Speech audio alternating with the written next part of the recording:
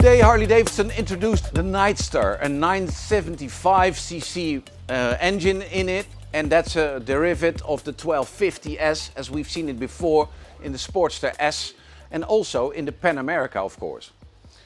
Thing is, you could go two ways with this. One is, are you a fan of Harley-Davidson and you want a new one, or are you a new entry into Harley-Davidson and this is your first one?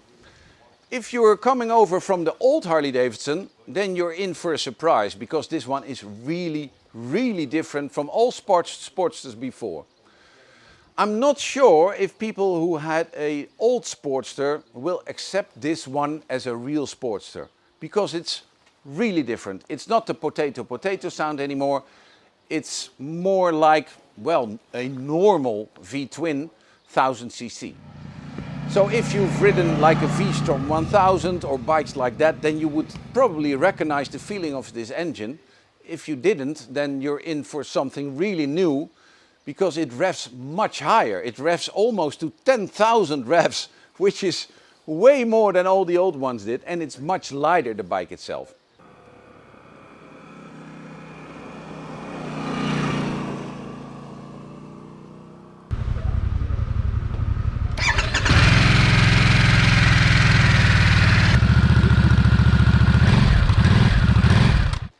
Thing is, if you're in really low revs, nothing really happens until 3000, and from there on it pulls really nice till 6, and then it flattens off really fast. So what happens is, most of the times you'll shift gears between 3 and 6 or 3 and 5, but if you wait a bit longer you can rev it much longer. So that's a new way of riding this Sportster. Also, it doesn't have a frame anymore. It's the engine that carries the whole bike a lot. So Harley showed us a video with a lot of custom builders in it, and I think that they did that exactly to create credibility for this new one. I'm not sure if that's going to work for everyone who came from the old Sportster or from another Harley, because it's so different. And you have another choice. I mean, there's still the Softail standard, which is in the same price range here in Europe. I don't know how that is in the rest of the world. But that's much more the old Harley-Davidson, and this is a real new Harley-Davidson.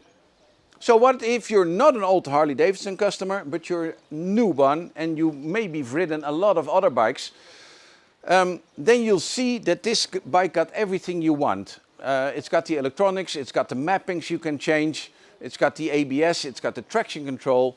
So that's what all new bikes have nowadays, and this one does too. So it's got that, but it's quite different, especially because you see it's not a very big bike. And if you sit on it, it's a bit like a U, and that's not for everyone. I mean, some people like it, some people think, well, I'm better up sitting up straight up, or maybe sports bike-like. So that's a choice you make, but most people who want to own a Harley think that goes with it. So, okay, if that's the Harley you want to own, then this is a great bike for you. Okay, so some things are really great. I think the brakes are good enough, especially the front brake. Rear brake could use a bit more bite, but it's not bad at all. Shifting gear is not the best point of the engine, but it's okay.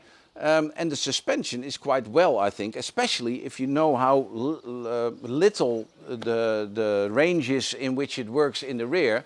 Sometimes if there's a real big gap in the road, then it will bottom out really quick. But apart from that, I'm surprised by how good suspension is on this one. Apart from that, the engine, as I said, is a bit on-off in the low range, which could use some maybe adjustments to the injection. I know that's officially not possible, but unofficially it is, and maybe you want that. Thing is that this bike is in Euro 5 regulations, and Euro 5 regulations are not allowing any engine anymore when you cut the throttle to keep on putting in some gas in it, because that's not allowed anymore. So which makes it really off if you turn it off and on when you put it on. Thing is that Harley's not the only one having trouble with that.